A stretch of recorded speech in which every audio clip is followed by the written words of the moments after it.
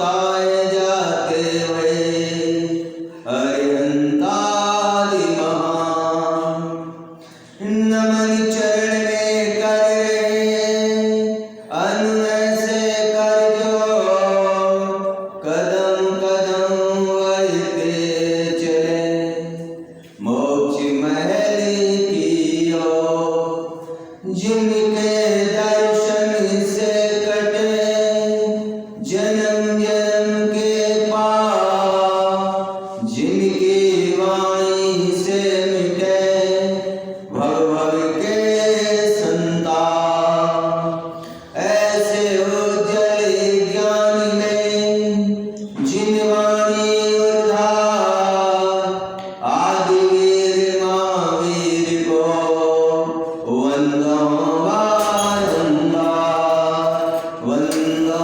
बारंबार। हरे कृष्ण भगवान की, हरे गणेशानाथ भगवान की, हरे गजानन श्री महावीर भगवान की, आचार्य गुरु श्री विराशागरी महाराज की, आचार्य गुरु श्री विष्णु सागरी महाराज की, अहिंसा मई विश्व धर्म की। बंधुओं, हमारी जीवन जीने की एक कला है। जीवन जीने की एक कला है। धर्म करना भी एक कला है, साधु बनना भी एक, और मोक्ष प्राप्त करना भी एक। विचार करें, हम अपने जीवन में इस मनुष्य जन्म को प्राप्त करके हम कोई भी कला को प्राप्त नहीं कर पाए, नहीं कर पाए।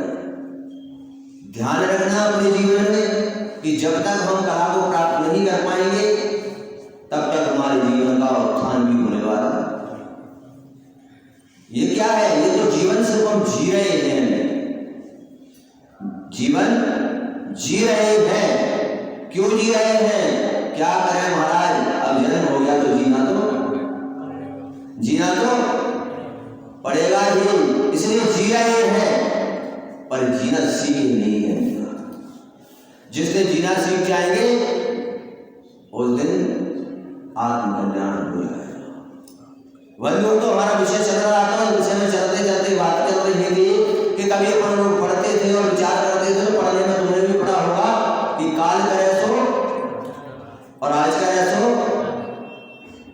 पढ़ा है ना बंधुओं। लेकिन वो किताब तक सीमित रह गया। आज का व्यक्ति कहता है कि आज करे सो काल कर, और काल करे सो परसों, और परसों कहते कहते बीत गए बरसों। यानी आज के व्यक्ति अब क्या कहता है कि महाराज वो बातें छोड़ दो पुराने जमाने की, अब तो नए जमाने में आ जाओ। आज का व्यक्ति कहता है महाराज आज नहीं कल, और कल नहीं परसों, और ऐसे पूरा जीवन हमारा निकल गया। और ऐन समय जब आया एक बार की बात आती है, एक बार का प्रश्न आता है, एक बार की बात आती है कि एक बार हम प्रवचन सुन रहे थे, तुम लोग भी सुनते हो ना प्रवचन, हमने भी कभी प्रवचन सुना, हम भी तुम्हारी तरह यहाँ पर बैठते थे, हम भी प्रवचन सुनते थे। और प्रवचन सुनते सुनते वहाँ प्रवचन में महाराज कह रहे थे, महाराज बता रहे थे कि वैसे तो व्यक्ति को बचपन में ही कल्याण कर लेना चाहिए। वैसे तो व्यक्ति को बचपन में ही, बचपन मतलब समझ गए क्या? 8 वर्ष के बाद मुनि दीक्षा लेने का अधिकार है। कब? 8 वर्ष बाद भी हम व्रत धारण कर सकते हैं, मुनि बन सकती है। तो वहां पर गुरुदेव का प्रवचन चल रहा, वैसे तो बचपन में ही कल्याण कर लेना चाहिए।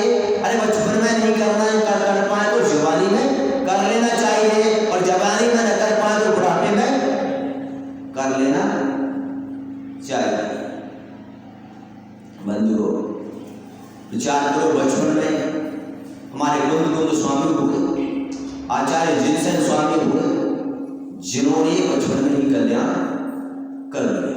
आपको विदित है, आपको विदित होना चाहिए। पहले 8 वर्ष तक व्यक्ति, 8 वर्ष तक जो बच्चा होता था, पहले इस प्रकार की वासनाओं का समय नहीं था, इसलिए 8 वर्ष तक बच्चे वस्त्र ही धारण नहीं करते थे, ऐसे नगरी घूमते रहते थे। तुम लोग कितने समय तक घूमे? विचार करो, हम दोनों को भी ज्ञात है कि हमारे समय में 6-7 वर्ष तक ऐसे ही क्यों घूमते रहे। तो उसका कारण क्या था कि पहले किसी प्रकार का यंत्र नहीं थे, किसी प्रकार की वासनाओं का भोगों की प्रक्रिया गर्भ में नहीं जाती थी, इसलिए उनको वासना जागती ही। आज बच्चे को जन्म देते ही अपन वस्त्र क्यों पहनाते हैं? क्योंकि आज वो वासनाओं के द्वारा पैदा हुआ है। इसलिए विचार करो, थोड़ा चिंतन करो।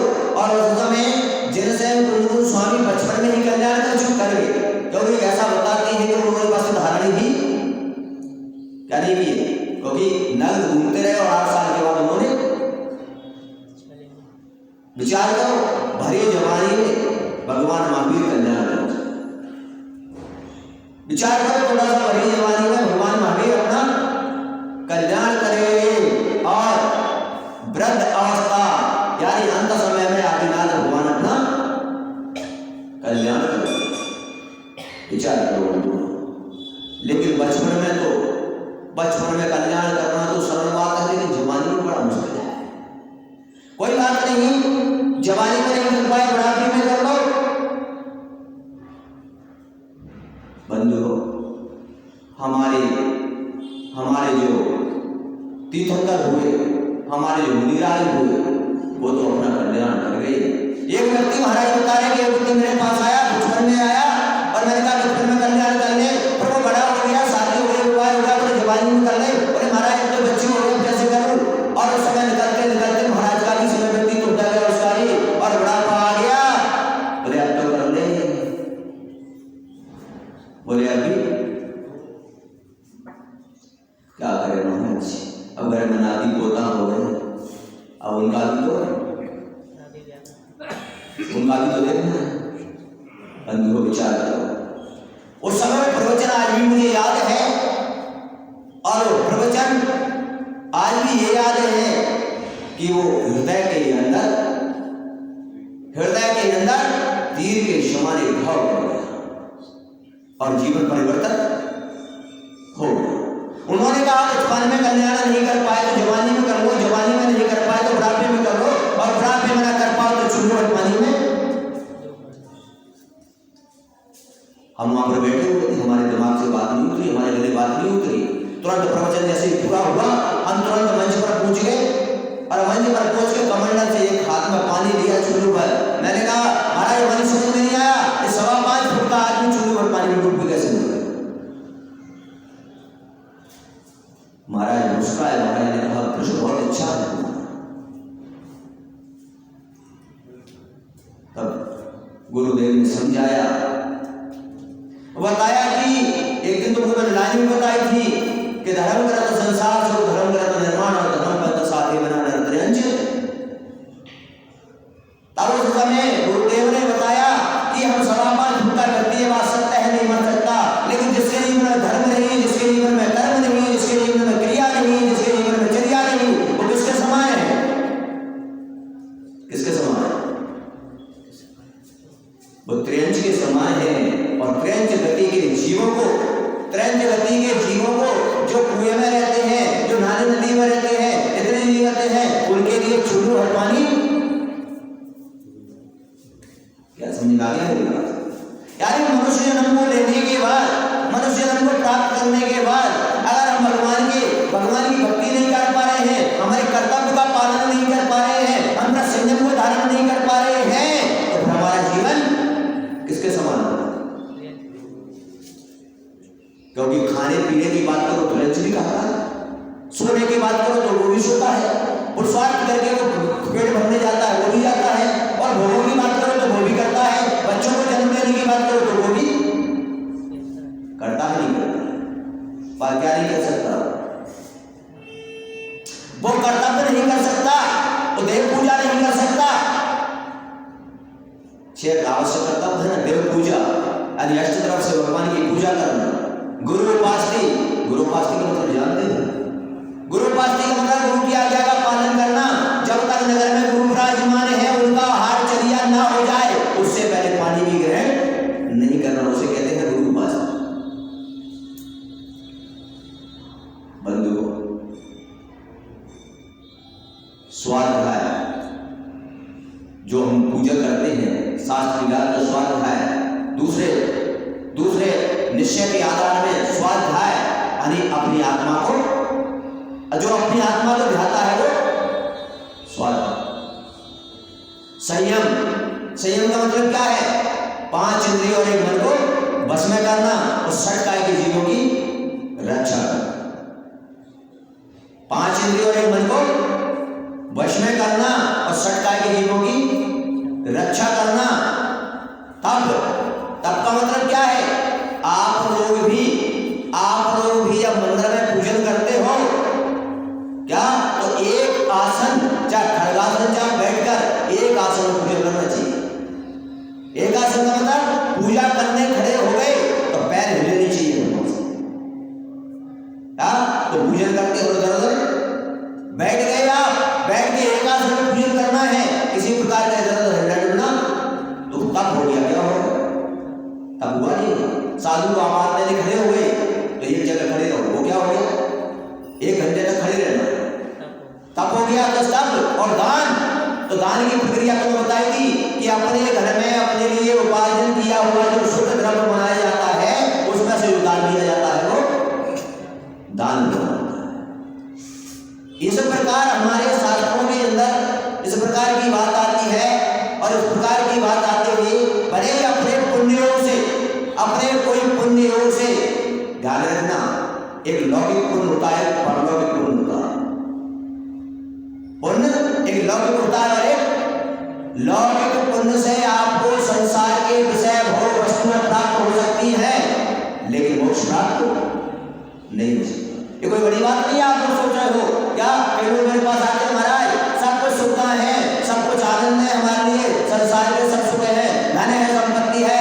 मैंने कहा पागल आदमी, ये लौकिक सुख है, ये क्या देगा तेरे लिए?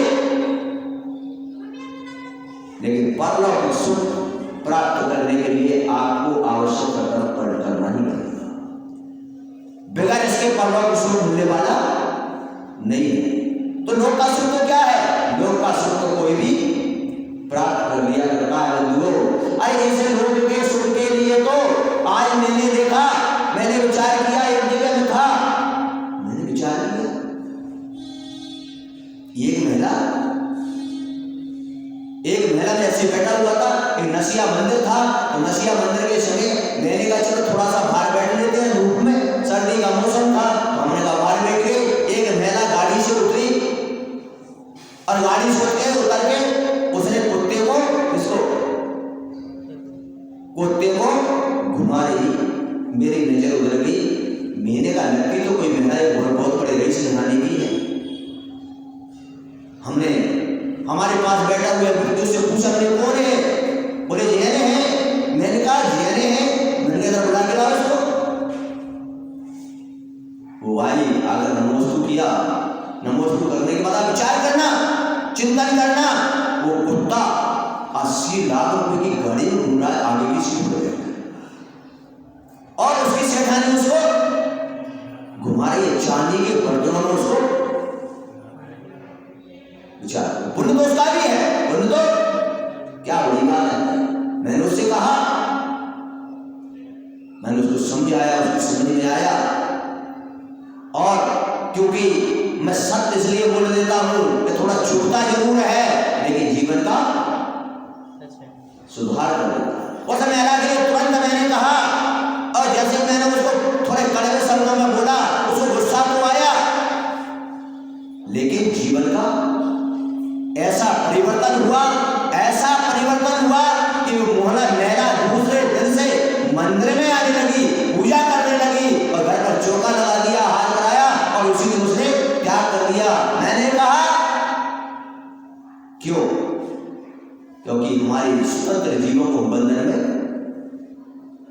रखने में भी पाप होता है। और वैसे भी हमारे शास्त्रों में विधान है कि जिसके घर पर बकरी हो, जिसके घर में कुत्ता हो, जिस पर चप्पल जूते का व्यापार हो, जिसके घर में इस प्रकार का हो, उस घर में साधु बाहर नहीं करता। इस प्रकार की स्थिति चलते हुए अपने जीवन को व्यतीत करते हुए एक सेठानी अपने जीवन में विचार कर रही बैठकर कि मुझे पुण्य मिला। एक सेठानी बैठकर विचार कर रही कि मेरे जीवन में मुझे पुण्य मिला, पुण्य से मुझे धन संपत्ति सब कुछ मिला, पर मैंने ऐसा कौन सा पाप कर्म किया जिससे मुझे धर्म करने को नहीं मिल रहा। एक सेठानी बैठकर सोच रही है कि मेरे पास बढ़िया बंगला है, 1000 करोड़ का बंगला है, सोने चांदी के बर्तन हैं, सब कुछ मेरे ठाटे हैं, पर कौन सा पाप कर्म किया कि मैं क्या नहीं कर पाई, धर्म नहीं कर पाई। विचार ऐसा वो बैठकर चिंतन कर रही, सोच रही, और सोचते सोचते मन में विचार आता है जब उनके पति देव उनके घर पर आते हैं और घर पर आकर जैसे ही भोजन करने बैठते हैं और भोजन करने बैठते हैं तो सेठानी अपने पति को बोलती है कि देखो सेठ जी, मुझे भगवान ने सब कुछ दिया है, भगवान ने मुझे सब कुछ दिया, मैं नगर सेठ हूँ, तो नगर सेठ की सेठानी कहलाती हूँ। सारे नगर के लोग मेरे चरणों में आकर स्पर्श करते हैं, मेरे हाथ जोड़ते हैं, पर आपसे मेरा कहना है कि मुझे मंदिर में पूजन विधान करने को जाने दो। समझ आ रही है मेरी बात? उस शिव को बोलती है कि मुझे मंदिर में पूजन विधान करने को जाने दो, गुरुवार उनका उपदेश सुनने को जाने दो, मुझे उनका चौका लगा देना, मुझे हाथ देना है। विचार करो, भगवान का दिया हुआ सब कुछ था, पर कोई पाप कर्म ऐसा था कि क्या नहीं करने दे रहा था, धर्म नहीं करते। जैसे उसने अपने पति को बोला, जैसे अपने पति को बोला कि मुझे धर्म करना है, मुझे मंदिर जाना है, मुझे पूजन विधान करना है, तो सेठ जी ने एक बात कही, सेठानी धर्म तो करना है पर आज नहीं, कब करेंगे? तुम भी यही बोलते हो, तुम भी यही बोलोगे आज नहीं, कल करेंगे। तुम करते हो, हम कहते हैं किशन बाबू बीबी के साथ क्या महाराज से काम कर ले आए। अरे धर्म क्या है, ध्यान रखिए, विचार करिए। सेठानी उस समय विचार कर रही और सेठ जी ने कहा आज नहीं कल। सेठानी पतिव्रता थी, कौन थी? समझ में आ रहा है? और पतिव्रता इसलिए बगैर पति की आज्ञा के कोई काम नहीं करते। ध्यान रखना, ध्यान रखना, धर्म भी ये अलाउ करता है कि बगैर आज्ञा के अगर आप कहते हो तेरा धर्म तू करो मेरा धर्म, तो ये धर्म नहीं है, ये धर्म नहीं कहा गया है। अगर पति पत्नी दोनों हैं तो दोनों की सामंजस्य से धर्म होगा, अगर आप अपने मन का करते हो तो वो धर्म नहीं है। समझ आ रहा मेरी बात? आज मनमानी जो करते वो धर्म नहीं है, धर्म बहुत ऊंची चीज है। और सेठानी ने कहा कि पति की आज्ञा नहीं है तो मैं, समझ में आ रहा मेरी बात? सामने से देखती है कि मंदिर में विधान चल रहा है, सामने देख रही है कि गली से गुरु गुजर निकलकर जा रहे हैं आचार्य को, वहां से नमोस्तु तो कर रही है, भावना भारी है, पर क्यों? पति की ध्यान रखिए, धर्म बहुत बड़ी चीज है, आज हम धर्म करना जानते ही नहीं है। और वो बैठी बैठी विचार कर रही हो, पति जैसे भोजन करने के लिए आता है, तुरंत सेठानी कहती है, क्योंकि पति को टाइम ही नहीं था, सुबह से निकल गया दुकान, भोजन करने आया और भोजन करके वापस कहाँ चला गया? दुकान। रात्रि को घर पर आया और रात्रि को घर पर आते ही आकर क्या आ गई? अब नींद आ गई। तब उस समय उस सेठानी को कब मिलता था मौका?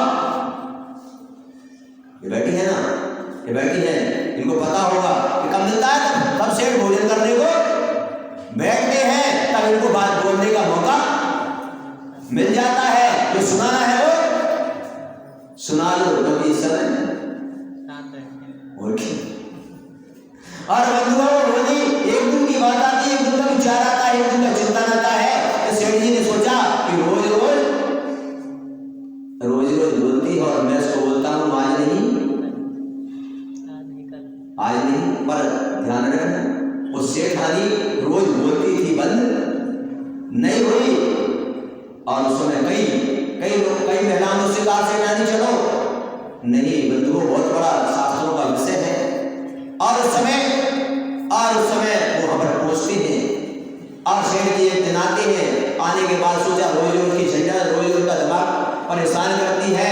सेठ जी के मन में विचार आया, चिंतन आया और उन्होंने कहा एक काम करो कि बोलने की झंझट खत्म करो। और उन्होंने दीवार पर लिख दिया आज नहीं कल, और सेठानी से कहा कि अब मैंने लिख दिया है, अब मुझे परेशान। अभी तक तो वो सोचती थी कि इनसे दो शब्द से बोल लेती है, दो शब्द को बता देती है, दो शब्द को बोल देती हो। और इसलिए अब तो उन्होंने दीवार पर लिख दिया कि आज नहीं कल, अब तो बोलने का मौका भी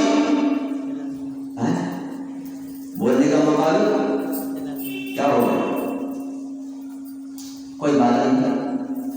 सेठानी अपनी भावनाओं को प्रबल रखती हुई बस यही चिंतन करती थी, मेरा भी कहीं पुण्य कर्म का उदय तो था, कहीं ना कहीं ऐसा पाप कर्म का उदय है कि मैं धर्म के लिए नहीं जा पा रही हूँ। भावना तो उसकी प्रबल थी, लेकिन मन में विचार करती थी, सोचती थी कि किसी ना किसी दिन या रोज पुरुषार्थ करूंगा तो किसी ना किसी दिन मेरा पुण्य का उदय जरूर होगा।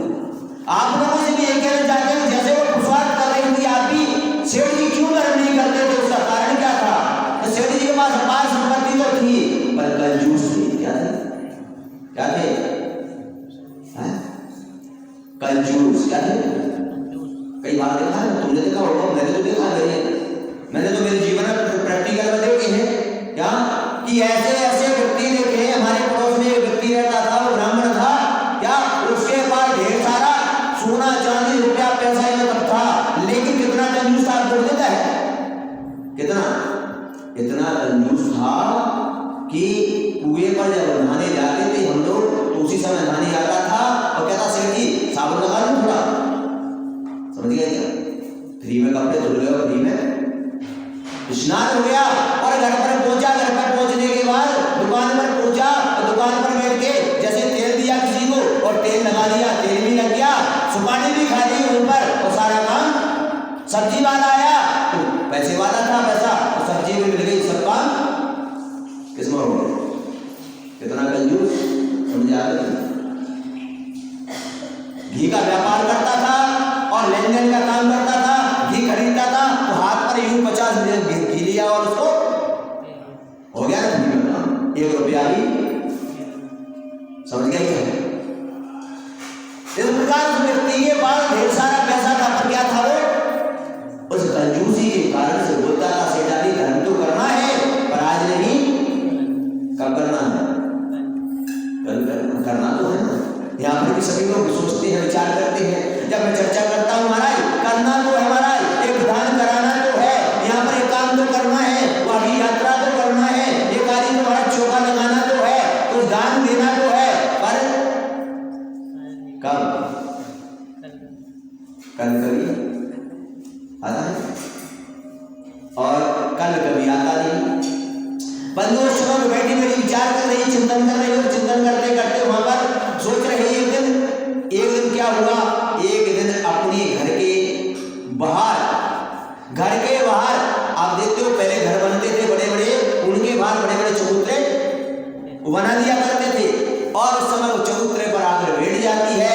और जब चबूतरे पर आकर बैठती है तो उदास उसका चेहरा उदास था, आंखों में क्या आ रहे थे? आंसू आ रहे थे। क्यों आ रहे थे? इसीलिए आ रहे बंधुओं, इसीलिए आ रहे नगर के सारे लोग बढ़िया बढ़िया सुंदर सुंदर वस्त्र आभूषण पहन के मंदिर की तरफ जा रहे थे, क्योंकि मंदिर में विधान चल रहा था। दौड़ दौड़ के मंदिर जा रहे थे, बड़े बड़े सुंदर आभूषण, हाथों में चांदी की थालियां जिनमें द्रव्य लेकर जा रहे थे। और जैसे जा रहे सोचिए, विचार करना, चिंतन करना, जब इस प्रकार का माहौल जब जाता है भक्ति का तो हमारे मन में कैसा लगता है? वो भी उदास बैठी आंखों में आंसू आ रहे थे और सोच रही थी दुखों मन में कि मैंने कौन सा पर मैं पति की आज्ञा नहीं है तो मैं ध्यान रखना। और समय जैसे ही वो सोचती है, उसी समय समझदार महिला वहां से निकलकर जा रही थी, उसकी नजर सेठानी की तरफ जाती है और उसके मन में विचार आता है कि नगर की सेठानी है, हमारे पास तो इसके मुकाबले कुछ भी, इतने बड़े नगर की सेठानी होगा और आंखों में आंसू आ रहे हैं, उदास बैठी है, कारण क्या है? वो उसके पास पहुंची और जाकर उससे कहा, बहन तुम रो क्यों रही हो, तुम उदास क्यों बैठी हो, तुम तो इतने नगर की सेठानी हो, अरे तुम्हारे लिए क्या बड़ी बात है, अरे तुम तो धर्म करने के 100, 200, 500, 1000 करोड़ यूं खर्च करो तो तुम्हारे पास क्या कमी है?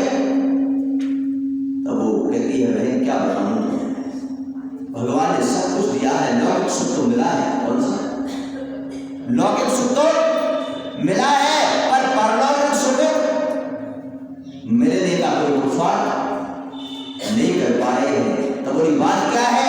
बोले हमारे पतिदेव कहते हैं धर्म तो करना है पर आज नहीं, कब करना है?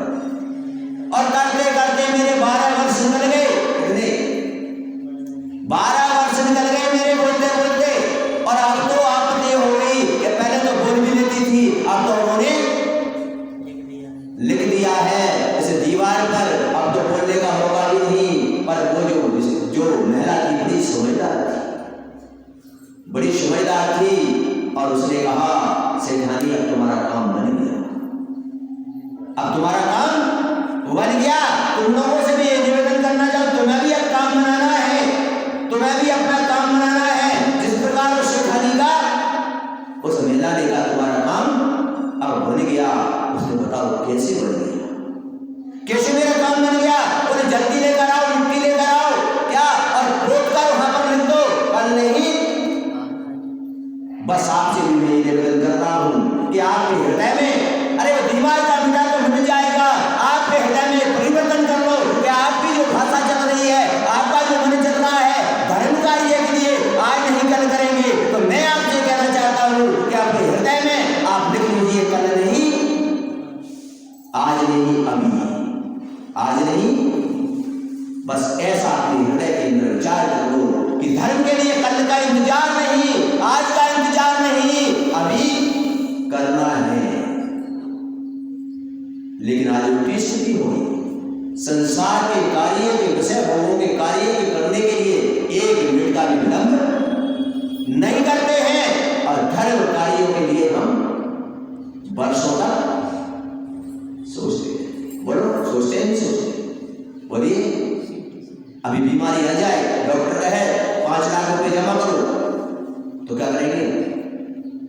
1 सेकंड नहीं लगेगा, 1 सेकंड भी नहीं लगेगा। अगर सेंटेक्स छापा पड़ जाए तो क्या 2 करोड़ रुपए जमा करना है, 1 सेकंड नहीं लगने दो। लेकिन धर्म की बात आएगी तो क्या करोगे? तो क्या करोगे? घर बेटा से पूछेंगे, पति से पूछेंगे, पत्नी से पूछेंगे, फिर क्या करेंगे? महाराज विचार करो थोड़ा सा। और ऐसे सेठानी ने कहा ठीक है, एक काम करेगा, सेठ जी शाम के वक्त जैसे भोजन करने आए, शाम को भोजन करने आए 5 बजे, और 5 बजे जब भोजन करने आए तो जैसे ही सेठ जी भोजन करने को बैठे, सेठानी ने कहा कि मुझे भी धर्म करना है, नगर में विधान चल रहा है, नगर में संत आए हैं। सेठ जी बोला कि मैंने दीवार पर लिख दिया है, आप पढ़ी नहीं हो क्या? फिर भी मेरा दिमाग। तब सेठानी बोली, सेठ जी जरा पढ़ तो लीजिए क्या लिखा है वहां पर। और जैसे ही सेठ जी ने पलट कर पढ़ा तो वहां पर लिखा था कल नहीं, आज।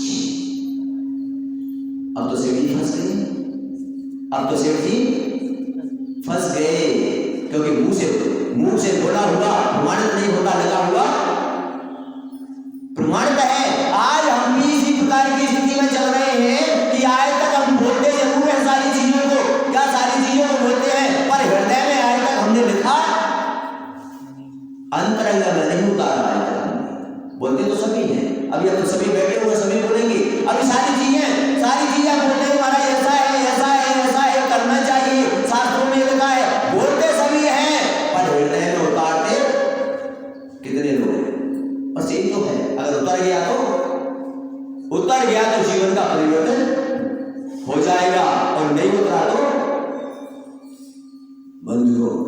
अब सेठ जी ने विचार किया, चिंतन किया कि अब तो मैं फंस गया। अब फंस गया, क्या करूं? अब सोचने लगा मैं क्या करूंगा, वो खाना भूल गया, अब क्या करूं मैं? सामने थाली रखी है और खाना भूल गया, भोजन करना भूल गया, बोले क्या करूं मैं? अब तो फंस गया, तो मुझे धर्म करना नहीं पड़ेगा, अब तो सेठानी को धर्म कराना नहीं पड़ेगा। सेठ जी ने विचार किया और थाली, बोला मैं थोड़ी देर बाद भोजन करूंगा, थाली ढक के उसने सेठ जी ने रख दी। बोले क्या कहाँ जा रहे हो? अभी आ रहा हूँ थोड़ी देर में, अभी भोजन करूंगा, अभी समय है, अभी दिन है, अभी आधा घंटा का दिन है, अभी 10 मिनट में वापस आता हूँ। सेठ आदमी ने कहा ठीक है, कोई इमरजेंसी काम आ गया होगा। सेठ आदमी ने कहा थाली को ढककर रख दिया, बोले जाकर आ जाओ जल्दी, मैं इंतजार कर रही हूँ घर बैठ के। और तुरंत वहां से निकलता है और निकलते ही वो गांव की तरफ चलता है और गांव की तरफ नगर के जो लोग थे, कोई नगर सेठ था, सारे लोग दरवाजे पर बैठे सेठ जी के हाथ में जोड़ रहे हैं, सब उसको नमस्कार। गांव के बाहर एक गरीब ब्राह्मण रहता था। कौन? समझ में आ रही है बात कि नहीं आ रही? एक गरीब ब्राह्मण रहता है, दुबला पतला, कैसा? दुबला। नगर के बाहर वहां पहुंचता है, वो ब्राह्मण सेठ जी के चरणों में आता है, चरण स्पर्श करता है। सेठ जी आप यहां तक क्यों आए? आप मुझे बुला लेते वहां पर? सेठ जी चुप है, कल तुझे मेरे घर पर भोजन करने आया। समझ में आ रहा है मेरी बात कि नहीं आ रहा? तुझे कल मेरे घर पर भोजन करने आना है, तो मैंने बता कितनी रोटी खाता है। समझ गए क्या मेरी बात? नहीं समझे? और वो पंडित बोला दुबला पतला सेठ जी मेरा क्या है, मैं तो 2-3 रोटियां खाता हूँ। सेठ जी ने कहा चल ठीक है, जो तू खाता है, कल हमारे घर पर भोजन करने के लिए तुझे आना है, तेरा हमारे निमंत्रण है, सेठानी घर पर मिलेगी, वो तुझे भोजन। तो सेठ तो सुबह कब चले जाएंगे व्यापार करने।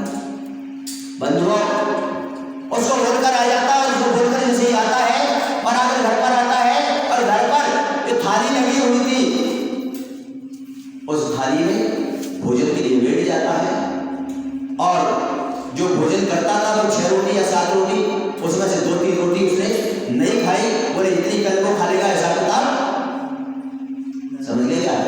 कितना कंजूस था।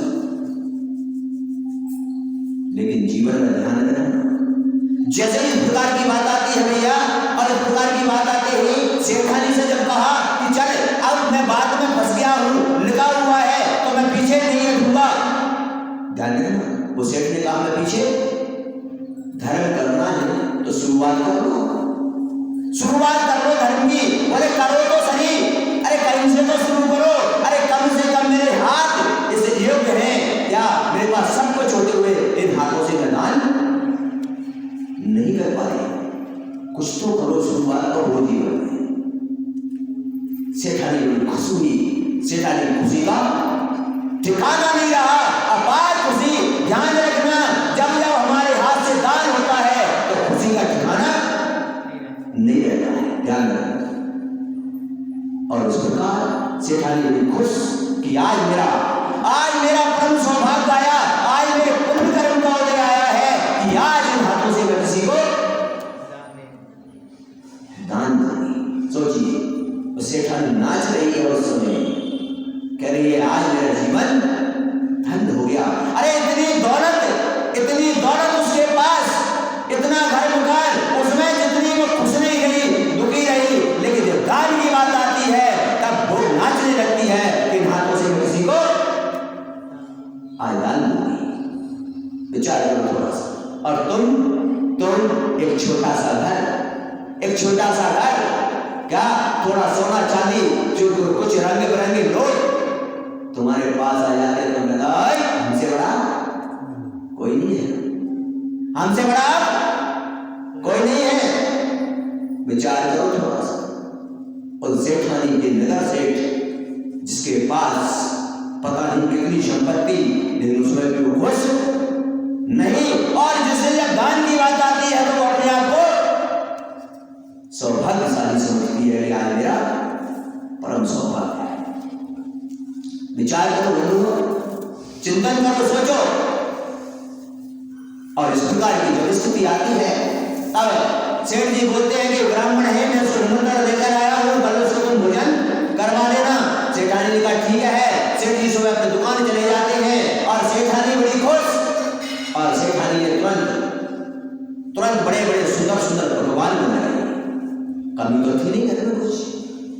तुरंत उसने घी का पीपा खोला, कढ़ाई में डाला, सुंदर सुंदर पकवान बनाए। क्यों? आज मेरा परम सौभाग्य है।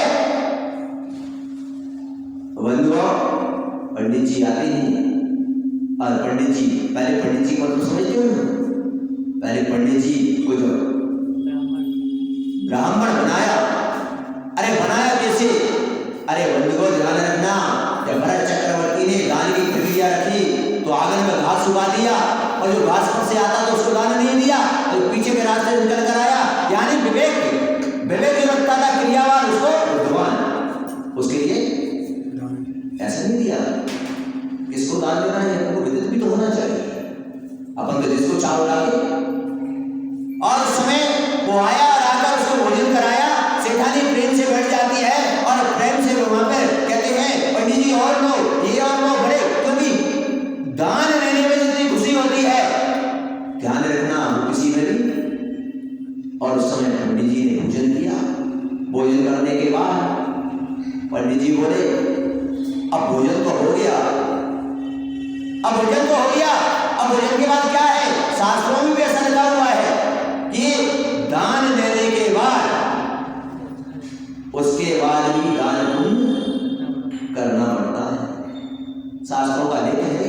अपन लोग उसको समझते, तुम्हारे घर पर भी जब कोई साधु संत का आहार होता है उसके बाद हमें दान पुण्य करना ही चाहिए। विचार करो थोड़ा सा। और उस समय से पंडित जी बोले, सेठानी बोली बताइए अब हार तो हो गया तुम्हारा, मेरे यहाँ भोजन हो गया, अब बताइए और मुझे विदा में क्या करना है दान पुण्य? तो तुरंत पंडित जी थे, पंडित जी क्या करना है?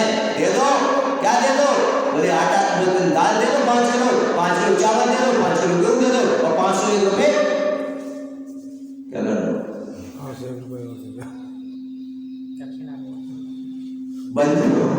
और समय सेठानी तो खुशी के माए उसने सब कुछ दे दिया और पंडित जी अपने घर की ओर चल दिए और घर पर पहुंचे और जाकर वहां पर अपनी पंडितानी से कहा कि देखो आज आनंद आ गया, आज तुम्हें दक्षिणा भी मिली। बोले कहाँ गए थे? बोले इसको बचाना बड़ा मुश्किल है। बोले क्यों? बोले कंजूस सेठ का माल है। किसका? किसका माल है? और उस समय विचार करना, चिंतन करना और जाकर वो व्यक्ति अपने घर पर बैठ जाता है और घर पर बैठने के बाद वो कहता है अपनी पंडितानी से, क्या देखिए अभी सेठ भोजन करने आएगा घर पर 11-12 बजे और उसके बाद घर पर आएगा, तब देखेगा वो जरूर आएगा अपने घर। वो भी कम नहीं था पढ़ने में। उसने क्या किया पता है तुम्हें? उसने पंडितानी से कहा ऊपर छत पर से देखना सेठ आ रहा है क्या, और आस पड़ोस वालों को निमंत्रण दे दिया कि सब लोग आज मेरे घर पर आ जाओ, दाल चावल बनाएंगे वहां पर।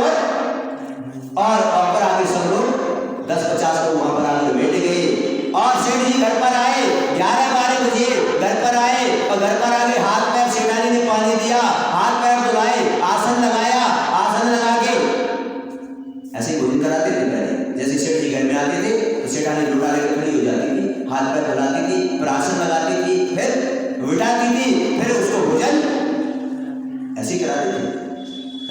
आज अलग बात है, प्रक्रिया बदल गई।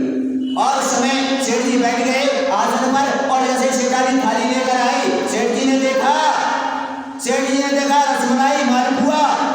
सेठ जी ने कहा बर्बाद हो गई मैं तो बर्बाद हो गया। बोले क्या बात है, क्या कर रहे? भोजन करो। अरे भोजन क्या करो? मैं तो बोल रहा था मैं रूखी रोटी खाता हूँ, तो यहाँ तो बढ़िया बढ़िया पता नहीं कितना ढीला किया। सेठानी का भोजन कर लो। क्या कर लो? भोजन कर लो। सेठानी ने कहा बोले क्या भोजन कर लो? इतने भगवान। बोले अभी तो शुरुआत है, शुरू तो करो, क्या क्या आएगा अभी देखते चलो। सेठ जी ने मन में विचार किया, चिंतन किया, सोचा कि मेरे को पागल बना दिया उसने। बोल रहा था मुझे कि मैं थोड़ा सा और समय मन में आता तो सेठानी बोली अरे तो पकवान है खा लो। अरे पंडित जी बड़ा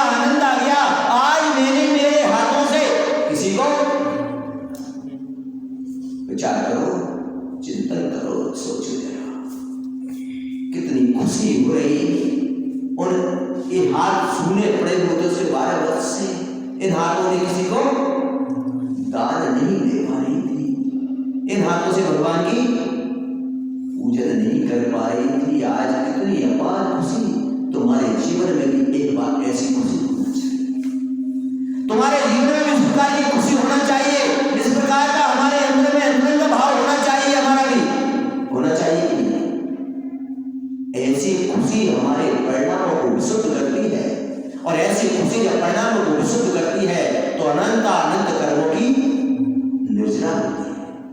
सिर्फ मात्र दान देने से नहीं होती, कब होती है जब हमारे अंतरंग में। और इस प्रकार की जब बात आती है बंधुओं, तब सेठ जी से कहती है कि आगे की बात भी सुनोगे, कुछ इतने पकवान तो बनाए हुए थे, लेकिन साथ साथ में मैंने उनको दान भी दिया। उनके विदाई की मैंने क्या किया, बोले 5 किलो गेहूं दिया, 5 किलो चावल दिया, 5 किलो मैंने चावल दिए। इतना सुनते ही सेठ जी खड़े हो गए। क्या हो गए? सेठ जी खड़े हो गए, खड़े होकर बोले मुझे लूट के ले गया, पागल बनाकर। वो खड़े हो गए, बोले आगे की बात सुनोगे?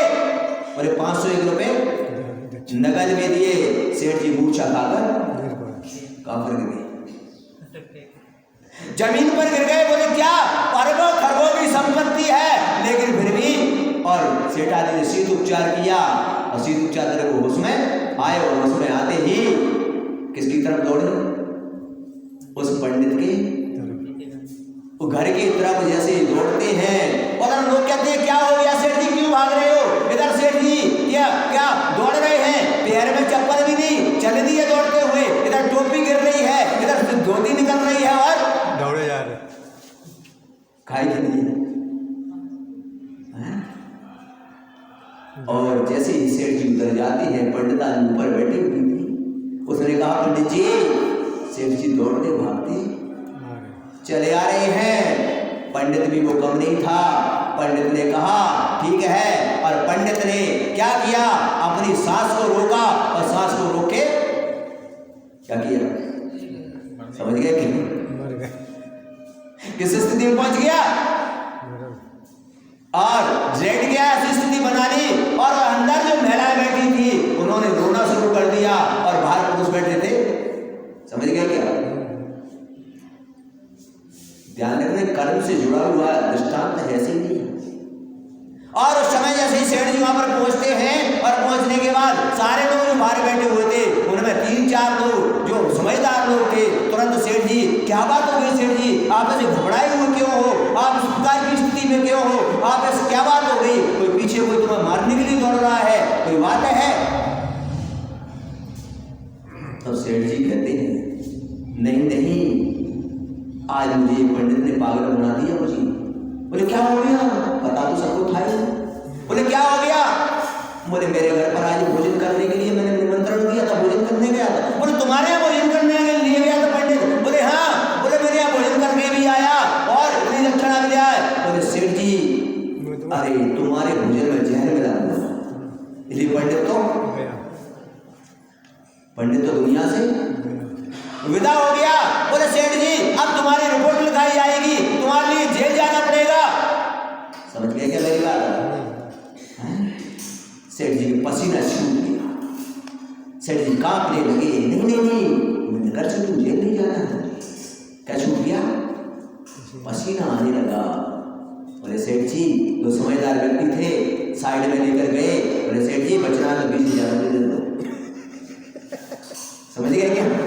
20,000 सेठ जी ने तुरंत निकाले और दे दिए। बंधुओं विचार करना, थोड़ा चिंतन करना। और सेठ जी उस समय मन में विचार करते हैं क्या कि अब ध्यान रखना, तुम्हारे जीवन में भी पंडित और कोई नहीं, वो कर्म है। कौन है? अरे वो कर्म है तुम्हारे जीवन में। तुम कितना भी कुछ कर लेना, कितनी भी कंजूसी कर लेना, तुम धर्म में दान मत करना, लेकिन जब कर्म उदय में आता है तो लाखों करोड़ों रुपए अपने यूं लगते चले जाए। और वो सेठ जी तुरंत वहां से लौटते ही मन परिवर्तित हो गया उनका।